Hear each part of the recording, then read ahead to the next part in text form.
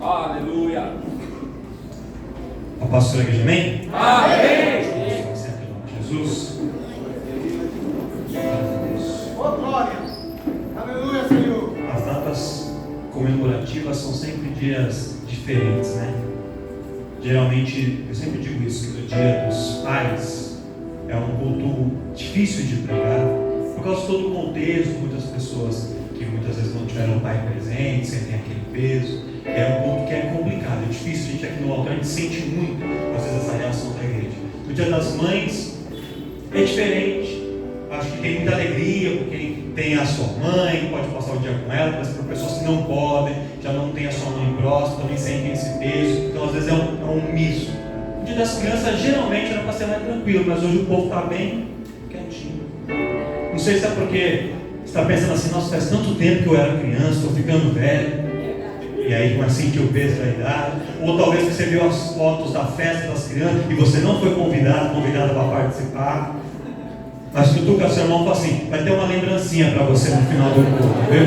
Então vai ter um presentinho para você no final. Então já pode começar a dar glória a Deus, aleluia, a partir de agora. Deixa essa tristeza de lado, porque já tem algo preparado para você aí, em nome de Jesus. Quero que você abra comigo sua Bíblia no primeiro livro do juiz profeta Samuel, capítulo de número 3. 1 Samuel, capítulo de número 3. Nós vamos ler do verso 1 até o verso de número 10. Uma palavra muito conhecida, que Deus colocou no meu coração para compartilhar com vocês, para a gente meditar nesse texto nessa noite. 1 Samuel, capítulo de número 3. Quem for encontrando já vai dando glória a Deus e aleluia. Glória a Jesus.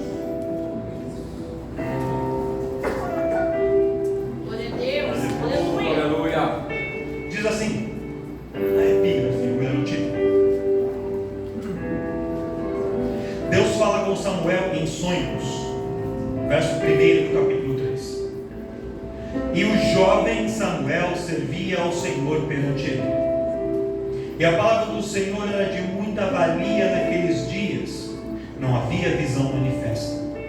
E sucedeu, naquele dia, que, estando ele deitado no seu lugar, e os seus olhos se começavam já a escurecer, que não podia ver. E estando também Samuel já deitado, e antes que a lâmpada de Deus se apagasse no templo do Senhor, em que estava a arca de Deus, o Senhor chamou a Samuel e disse-lhe: eis-me aqui. E correu a Eli e disse: eis-me aqui, porque tu me chamaste. Mas ele disse: não te chamei eu, torna a deitar-te. E foi e se deitou. E o Senhor tornou a chamar outra vez a Samuel. Samuel se levantou e foi a Eli e disse: eis-me aqui, porque tu me chamaste. Mas ele disse: não te chamei eu, filho meu, torna a deitar-te. Porém Samuel ainda não conhecia o Senhor, e ainda não lhe tinha sido manifestada a palavra do Senhor. O Senhor, pois, tornou a chamar a Samuel terceira vez. E ele se levantou e foi a Eli e disse: eis-me aqui, porque tu me chamaste. Então entendeu Eli que o Senhor chamava o jovem. Pelo que Eli disse a Samuel: vai te deitar. E há de ser que, se te chamar, dirás: fala, Senhor, porque o teu servo ouve. Então Samuel foi e se deitou no seu lugar. E então veio o Senhor, e ali esteve, e chamou-o como das outras vezes: Samuel, Samuel. E disse Samuel: fala, porque o teu servo ouve.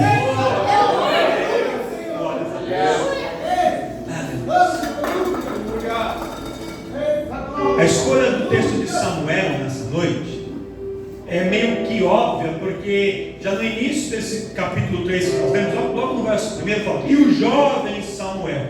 E a gente, no dia das crianças, quando a gente fala sobre jovens, sobre crianças, a gente busca na Bíblia referências de personagens, de homens de Deus, de heróis da fé, de mulheres de Deus, para a gente poder buscar como símbolos para a nossa meditação, num momento que é temático, que tem ali, está todo mundo falando sobre crianças, comemorações, as celebrações. Eu falei, Senhor, me direciona para um personagem. O Senhor me direcionou aqui no livro de Samuel.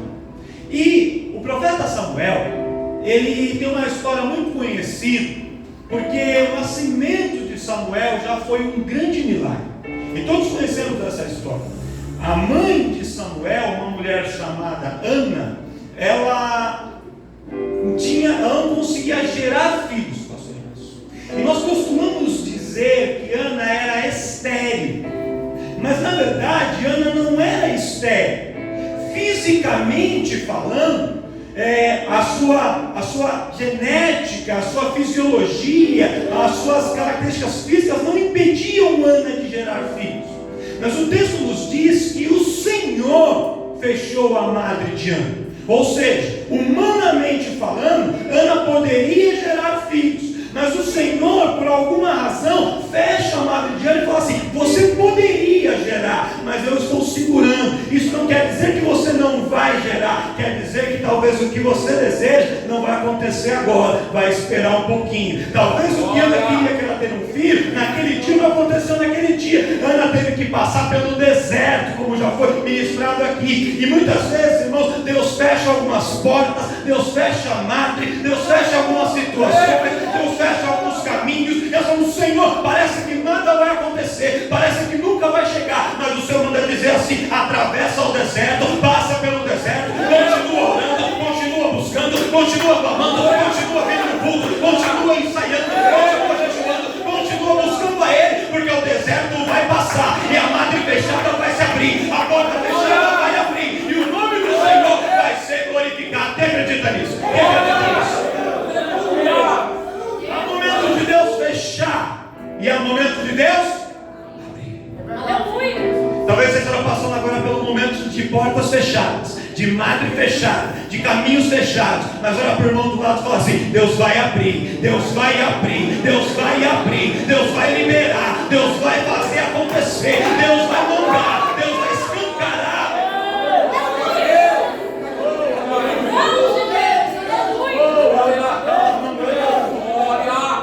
Glória a Deus. Eu creio em Jesus. Todos conhecemos a história. Ana era perseguida por Penina, que tinha muitos filhos, e Ana tinha dificuldade de passar pela prova, assim como a maior parte de nós tem. Quando a gente está bem, a gente está feliz, a gente dá sorriso para todo mundo e fica alegre. Quando vem a prova, a gente se entristece, se abate, não consegue nem dar para o Senhor, vive chorando pelos cantos, quer desistir de tudo, quer parar com tudo. E Ana era assim. E aí Ana ficava muito triste, abatida. E aí o esposo dela ia no templo em Siló, levava a Ana, levava a sua outra esposa Penina, levava as crianças de Penina. Aí Ana chegava lá no templo, ela orava, nada acontecia. Ela via Penina cheia de filhos, ela sem filho, e Ana se comparava na situação. Um dos grandes problemas, irmão, da vida é quando a gente começa a se comparar com os outros. E você já percebeu que quando a gente vai se comparar, a gente nunca se compara com quem está pior. Porque a gente podia olhar e falar assim: nossa, minha situação financeira é difícil, mas tem tanta gente que não tem nem onde morar. Isso podia fazer a gente sentir até mais grato. Mas não, a gente se compara com quem está melhor. Para quê? Para aquele espírito de vitimismo vir em cima da gente. A gente fala assim: olha, o fulano mora naquela casa, eu não tenho nada. Olha, o fulano tem um carro novo, meu carro é velho. Olha, o fulano tem isso, eu não tenho. Olha, o que o outro já casou, eu estou solteiro. Olha, o outro está pregando, eu ainda estou sentado. Aí o outro já está tocando, eu não consigo. Aí o outro já está cantando, a minha voz não sai. A gente sempre se compara. E o Senhor manda dizer assim, que Ele quer colocar um basta no espírito de comparação aqui nessa noite.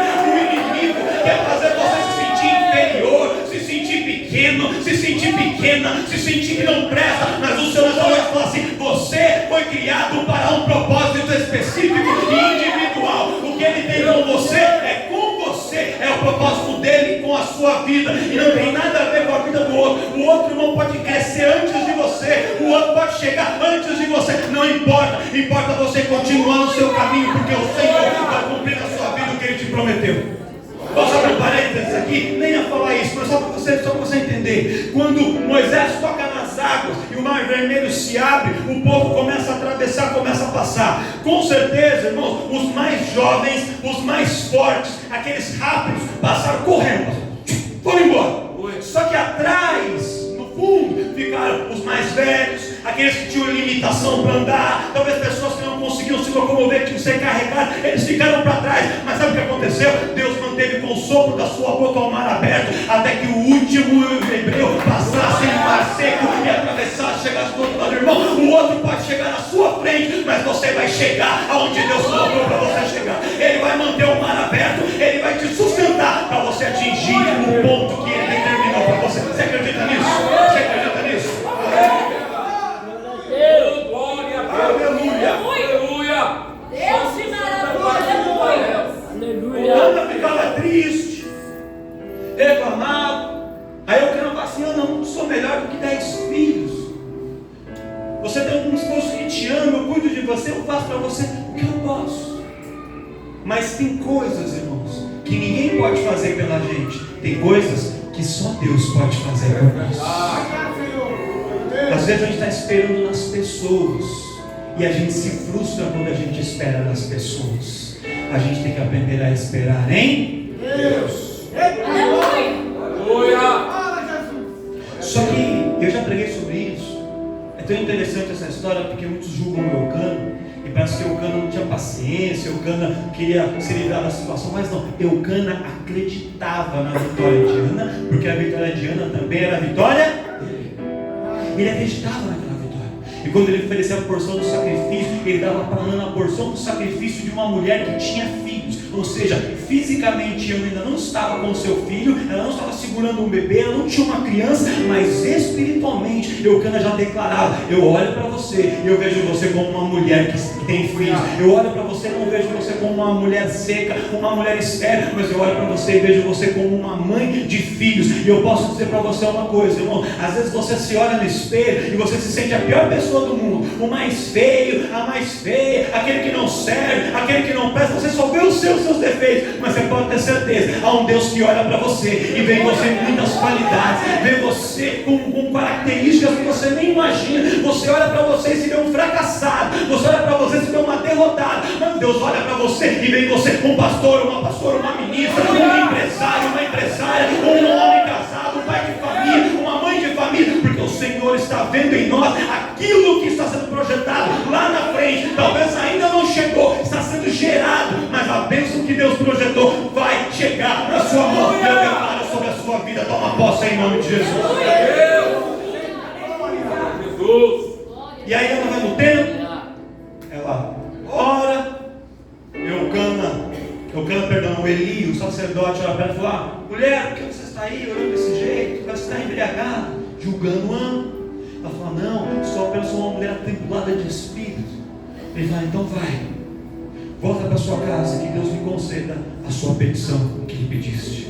E aí Ana sai do templo, diferente, ela já não chorava mais, ela já não estava mais cabisbaixa, ela estava de posse de vitória, e Ana gera um filho, e todos sabemos o nome desse filho: Samuel.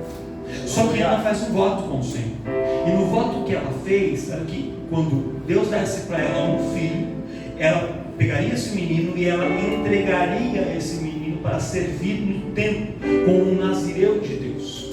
Então, a história nos conta, irmãos, que Ana fica com o menino até ele desmamar. Isso por volta de 3 anos de idade era o costume da época. Então, quando ele completa 3 anos, logo depois de completar 3 anos, a primeira vez que eles vão ao templo em Siló, é o momento de Ana entregar Samuel, então entre 3 e 4 anos de idade. E aí Ana vai levar o menino Samuel no templo. Quando ela chega lá no templo e ela vai entregar o menino para o sacerdote Eli, para os sacerdotes do templo, ele recolhe o menino, ainda muito pequeno, ainda muito criança, e coloca o menino para morar dentro da sua própria casa ali no templo, junto com seus filhos, que o Ófine e o Finéias, e junto com outros sacerdotes que também habitavam ali no templo. E o menino, ele não era sacerdote, então ele não podia fazer as coisas que os sacerdotes faziam. Então eles começaram a orar para ele e falaram: o que a gente vai dar para esse menino fazer? Ele está aqui dentro do templo, mas ele não é como nós, ele não é um sacerdote, não é de família sacerdotal. Qual que vai ser a função desse menino? E aí talvez alguém grite e fale assim: coloca ele então para poder servir pegar o pão, levar o pão. Quando alguém quiser água, dá para Samuel lá, fala: Samuel, vai buscar água. Ele vai lá e busca água. Quando alguém precisa trocar de roupa, trocar um sapato, pede para Samuel, ele vai lá, busca e traz para Samuel. Vai ser um assistente, Samuel vai ser um serviçal, Samuel vai ser um garçom, vai ser um servente, ele vai ser alguém para ajudar com as coisas que ninguém quer fazer, e a gente vai colocar ele para fazer esse tipo de trabalho, para aliviar as nossas cargas. E Samuel começa a crescer dentro do templo, fazendo os serviços que ninguém queria fazer. Ele chega lá pequeno, ele chega lá sem saber nada, ele chega lá sem ter muito valor. A mãe dele era crente, leva ele para a igreja, mas aos olhos de quem estava lá dentro, Samuel não tinha valor, mas aos olhos de Deus, Deus tinha um projeto grande para Samuel.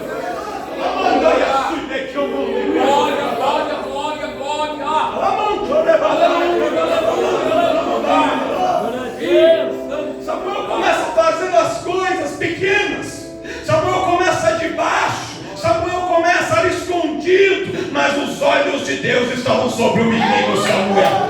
Cada vez que Samuel pegava um pão, cada vez que Samuel pegava uma jarra de água, cada vez que Samuel limpava alguma coisa que sujou, cada vez que Samuel fazia algum trabalho que ninguém queria fazer, os homens olhavam para ele de rabo de olho e nem a percebiam na presença dele. Mas havia um Deus que dizia assim: eu estou te treinando, eu estou te capacitando, e eu estou vendo em você valor. Sabe por que não? Porque quando você faz algo para Deus, não importa se a tarefa que você faz tem valor para os homens ou não. Quando Deus coloca um trabalho na sua mão, faz o trabalho que Deus colocou na sua mão, porque Ele vai te honrar. Todo o trabalho que você faz para Deus é treinamento, é capacitação, é estágio, para que lá na frente você vai entender o propósito de tudo isso.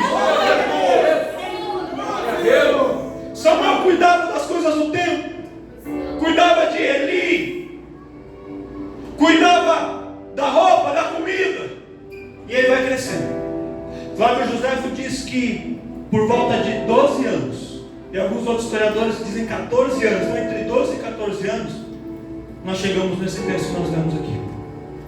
E aqui eu começo a pregar para você. Presta atenção. Israel vivia nesse momento uma apostasia e uma decadência espiritual muito grande. Muito grande.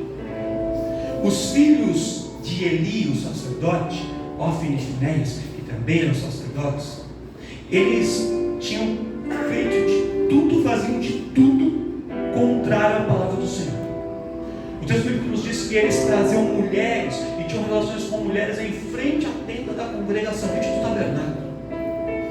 Diz que as pessoas traziam as ofertas, e quando a oferta era trazida, a oferta era queimada, e depois de queimado o sangue, a gordura, separada da parte do Senhor, tinha uma parte que cabia ao sacerdote, à sua família. Só que o Ofni e Finéias era diferente. Antes da oferta ser queimada, eles já escolhiam a parte que era deles, pegava a parte deles e levava, e não levava para o templo, eles levavam para a casa deles, para que eles pudessem comer e pudessem saborear a parte que eles queriam. E eles começam a fazer isso, e eles achavam que fazendo isso, pastor, estavam talvez passando a perna em alguma pessoa, enganando uma pessoa ou outra, mas quando você mexe nas coisas de Deus, irmãos, quem vai se manifestar é o próprio Deus.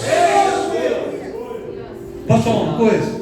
Você que é crente, e que você vê às vezes pela televisão, pessoas envolvidas em escândalo, porque o fulano pegou dinheiro, não sei de quê, o outro pastor comprou avião, o outro comprou jatinho, o outro comprou fazenda. Isso acontece mesmo, muito, muito. Só quero te falar uma coisa: quem mexe nas coisas de Deus vai responder perante o Senhor, porque o Senhor, Ele é santo, e Ele não admite que as pessoas colocam as coisas com as mãos, mexam com as coisas que são da obra e que passem impune. Não, pode ser que demore, pode parecer que não está acontecendo nada, mas há um Deus que faz justiça, que age. Então a gente tem que apenas fazer a nossa parte, a nossa função, e o Senhor cuida do restante. Aleluia! E o Senhor vai pesar a mão sobre o Ofni e Finéias. Só que antes de tirar ele da posição, presbítero Eduardo, Deus escolhe alguém para ocupar aquela posição. E quem que Deus escolhe? O pequeno Samuel. Aquele que estava no anonimato, aquele que chegou pequeno, aquele que chegou criança, aquele que aos olhos de todos era só mais um, mas aos olhos de Deus, Deus tinha um grande projeto para ele. Aleluia! Aí olha só o que acontece, irmãos. O sacerdote, ele tinha duas funções principais. Primeiro, era manter o fogo do altar sempre aceso.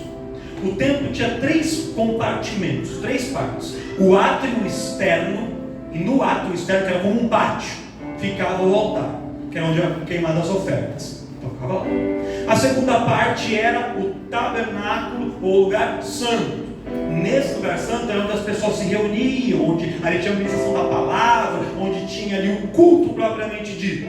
Era a segunda parte. E a terceira parte era o Santo dos Santos, onde ficava separado por um véu a arca da aliança, a arca do concerto, o propiciatório ficava lá. O sacerdote, eles tinham, a primeira função era manter o altar que ficava lá no pátio, lá no átrio externo, com o fogo sempre aceso. Por quê? Porque quando alguém chegasse com uma oferta para ser queimada, o fogo tinha que estar preparado. Ou seja, quando alguém chegava disposto a adorar, o sacerdote tinha que estar preparado para a pessoa prestar a sua adoração.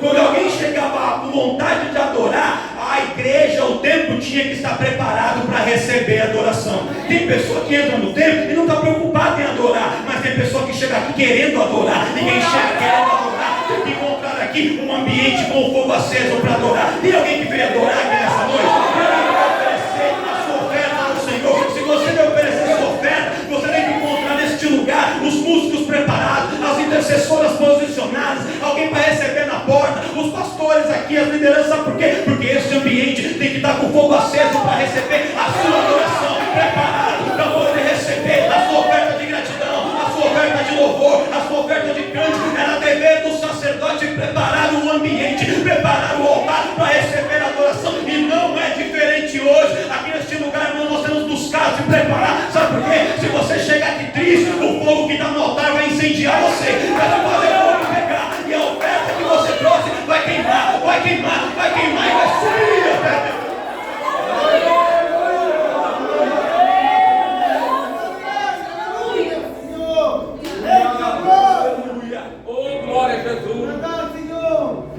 Acho que eu estou uma experiência. Uma vez eu fui num culto, faz muito tempo isso, muito tempo. Você vê que essas coisas vêm de longe. Aí chegou lá, uma pessoa cantou um hino. Repete comigo, um hino. Aí cantou, ainda cantou, não foi essas coisas não, mas até aí tudo bem. Aí chamou uma pessoa para ler o texto. A pessoa leu uma palavra de abertura. A pessoa acabou de ler uma palavra de abertura, veio alguém e cantou um hino. 2, são 2 já. Aí cantou assim. Aí quando acabou aquele hino, o irmão pegou o microfone. Aí ele abriu o texto, nem me lembro qual era o texto, e começou a falar. O irmão ministrou quase 40 minutos. Era a ministração de oferta. Pedindo dinheiro, pedindo voto para comprar isso, para comprar aquilo, para comprar aquilo, para comprar aquilo, para comprar aquilo. Quando acabou a missão da oferta, não teve louvor. Entrou direto para a palavra durou 14 minutos. Deram a bênção apostólica, a pessoa foi embora. Eu cheguei lá com uma oferta, eu estou falando de dinheiro, oferta de gratidão, e eu não encontrei um altar para poder oferecer minha gratidão. O fogo não estava aceso, não estava preparado para receber. Às vezes a gente vai sedento para oferecer um cântico, para poder adorar, para poder cantar, para poder ouvir uma palavra. E a gente não tem altar, irmão. Vamos preparar o altar. Você obreiro, você líder, você não prepara o altar. Vai chegar pessoas aqui com uma oferta para oferecer. Temos que preparar esse ambiente para poder colocar a nossa oferta e o fogo pegar e a oferta subir e chegar até a dimensão de Deus. Quem está entendendo o que eu estou falando aqui? Essa é a primeira função do sacerdote, manter o altar, o fogo do altar sempre aceso. Sempre, pastor, o tempo todo. E a segunda era manter as lâmpadas do castiçal ou da menorá acesas no momento propício. O castiçal, a menorá, ficava no segundo compartimento do templo, no tabernáculo, no lugar santo, que era onde o culto acontecia. Só que veja só, olha como é que funcionava. O sacerdote chegava à tarde, pouquinho antes do pôr do sol, e ele colocava o fogo no pavio e acendia o pavio das 7 lamparinas que havia na menorá. A menorá é um candelabro com 7 braços, uma haste central, mais 3 braços de um lado e 3 braços do outro, todos com um vasinho assim em cima, com um pavio. E aí você acendia o fogo. Aquele fogo que era acendido pouquinho antes do pôr do sol, ele tinha que durar todo o restante da tarde, o início da noite, até o dia amanhecer. Quando amanhecia o dia, o fogo era apagado. Aí o outro sacerdote do turno da manhã chegava, e o que ele fazia? Ele limpava ali o recipiente onde ficava o azeite. Se tivesse ficado algum azeite velho, ele tirava o azeite velho. Ele pegava o pavio que tinha queimado, arrancava aquele pavio queimado com uma espevitadeira, e ele fazia o quê? Colocava um azeite novo, e colocava um pavio novo, e deixava ali a menorá limpinha. Ele limpava cada braço ali, tudo de ouro, ele limpava, deixava tudo brilhando, pulindo, e deixava ali preparado. Para quê? Para que quando chegasse a tarde, alguém chegasse, colocasse fogo de novo, e acendesse de novo aquele candelabro. Então veja, o candelabro tinha que ficar aceso no período da noite, pastor, quando estava escuro, quando não dava para enxergar nada no templo. Eles tinham que acender a menorá. Só que para a menorá ficar acesa, era necessário que ela fosse limpa, é necessário que ela fosse preparada, é necessário que ela fosse feita a manutenção dela.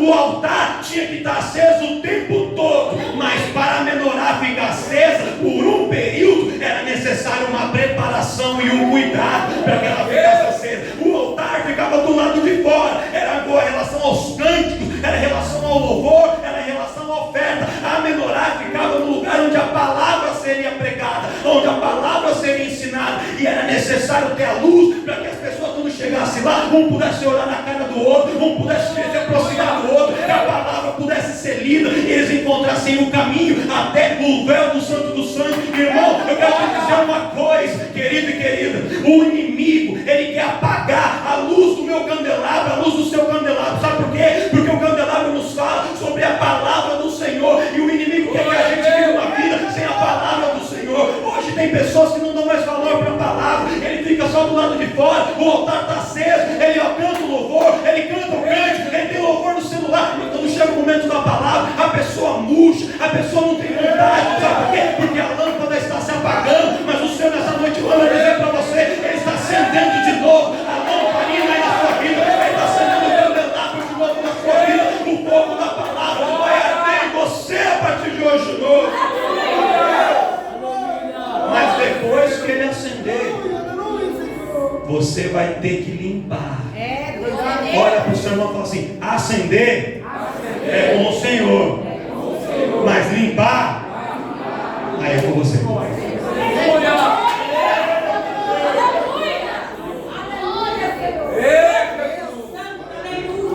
a Deus. Deus que maravilha, Glória a Jesus. Sabe por que o nosso candelabro se apaga? Sabe por que a nossa luz apaga? Sabe por que às vezes a gente chega num culto e a gente está aceso, brilhando, e a gente chega em outro culto, Deus da glória. não é Natal, mas existe, já está rolando já aqui no nosso meio, os crentes pisca-pisca. Ele acende, acende. Ei, Jesus da glória.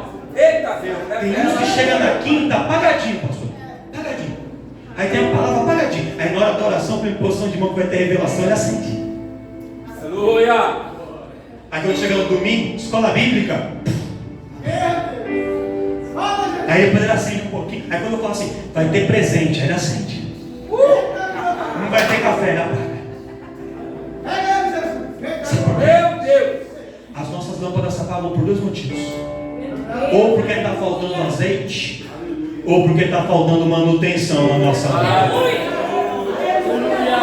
O azeite nos fala da presença do Espírito Santo de Deus.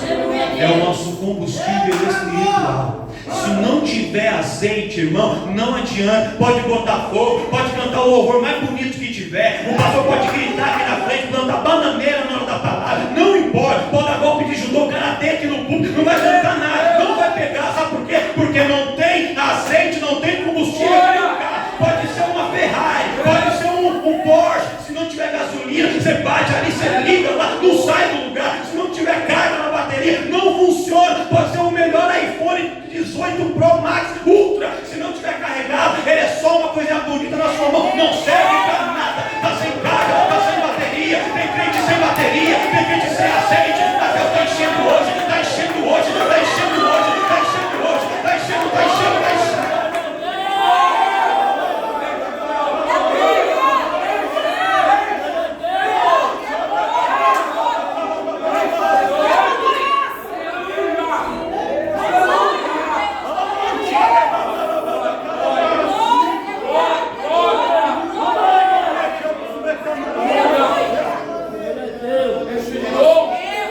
Deus está enchendo pessoas aqui nessa noite. Pessoas apagadas, sem brilho, sem luz. Deus está te enchendo do azeite para acender o fogo em você de novo hoje. Olha para uma pessoa do seu lado e fala assim: você vai voltar a sorrir, você vai voltar a se alegrar, você vai voltar a brilhar, seu rosto vai voltar a resplandecer de alegria.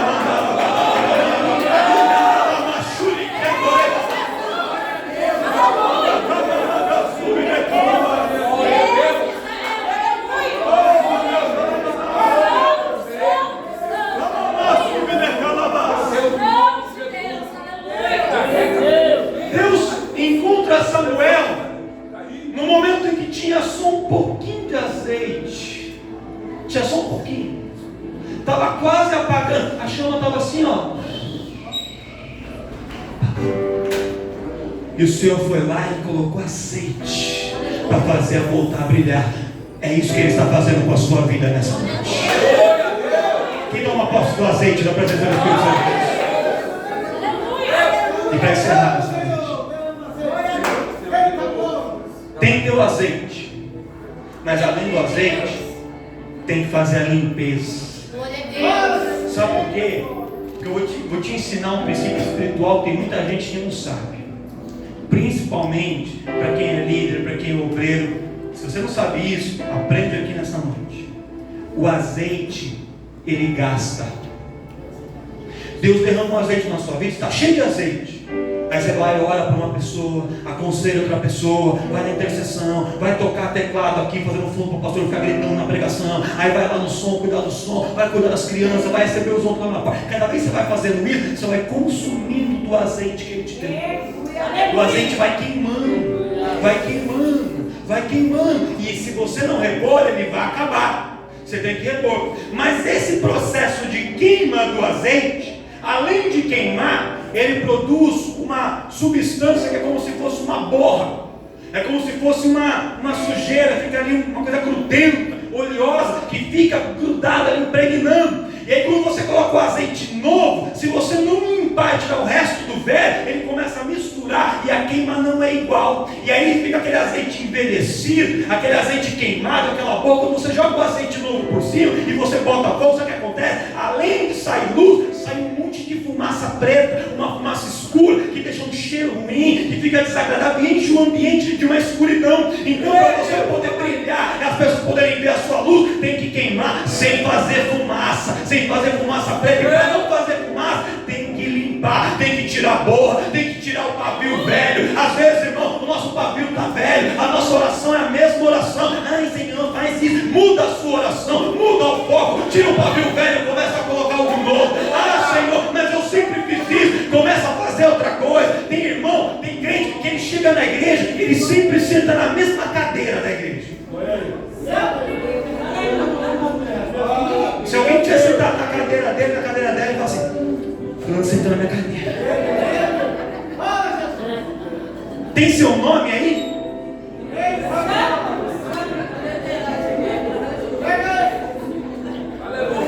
É velho, irmão. É pavio velho. É óleo velho. Tem gente que fala assim: eu só gosto de coen de fogo. Esse louvor que repete, eu não gosto. Aí quando o jovem vem cantar, vai fazer.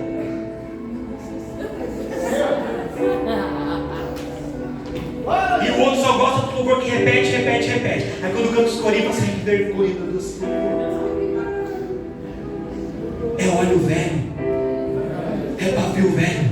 Olha para o seu irmão e fala assim, tira o velho. Deixa Deus fazer o novo na sua vida. Deixa Deus operar coisas novas na sua vida. Ele quer fazer coisas novas de um jeito diferente. Operar de uma maneira diferente. Ele quer te usar de uma maneira diferente. Não deixa o velho ficar aquela rotina, aquela mesma coisa, sempre a mesma vida, no mesmo jeito. Não, Deus quer fazer diferente. E para fazer diferente a gente tem que limpar o velho para deixar Deus fazer o novo. Quem quer viver o novo de Deus? Eu vou encerrar aqui. Ó. Deus de maravilha, aleluia. Tu és lindo, Jesus, aleluia. Antes que a lâmpada se apagasse, Deus chamou Samuel. Deus não deixou você se apagar. Deus não deixou ficar tudo perdido para te chamar.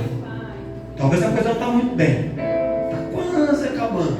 Está na reserva. E por isso Deus te trouxe aqui nessa noite. E é por isso que Ele está te chamando pelo seu nome. É por isso que Ele está te dando esse alerta. Ele está dizendo para você assim, ó. Ofni e Finéias se apagaram. Eli já se apagou. Os outros se apagaram. Você pode escolher pelo caminho dos que se apagaram e estão mortos aí.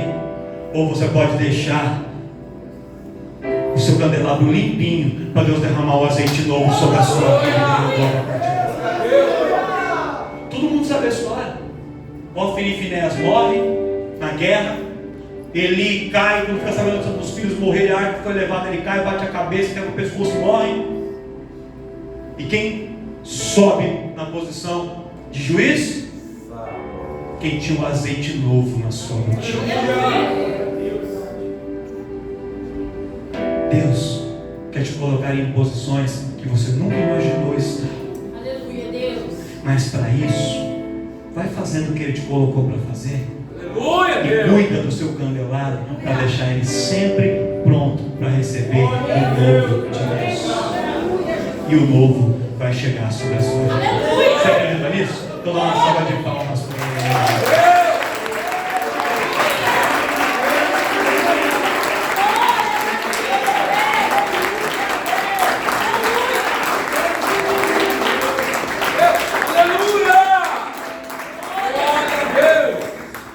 Glórias a Deus. Quantos são abençoados nessa noite? Queria, para te encerrar esse culto nos minutinhos que faltam, antes de fazer a oração e dar os avisos, eu queria fazer um agradecimento especial ao nosso departamento infantil. Cadê as irmãs do departamento infantil? Estão ali no fundo?